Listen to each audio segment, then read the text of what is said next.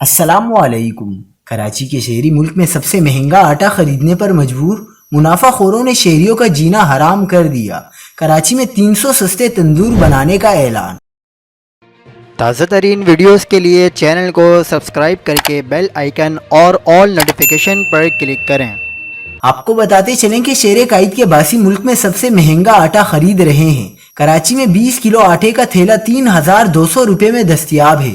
ادارہ شماریات کا کہنا ہے کہ ایک ہفتے میں کراچی میں 20 کلو آٹے کا تھیلا 200 روپے تک مہنگا ہوا۔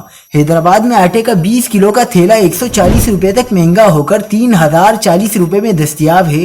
دوسری جانب گورنر سندھ کامران ٹیسوری نے کراچی میں 300 سستے تندور بنانے کا اعلان کر دیا۔ گورنر سندھ کا کہنا ہے کہ کراچی میں 300 تندور بنانے کا اعلان کرتا ہوں جہاں 2 روپے میں روٹی ملے گی۔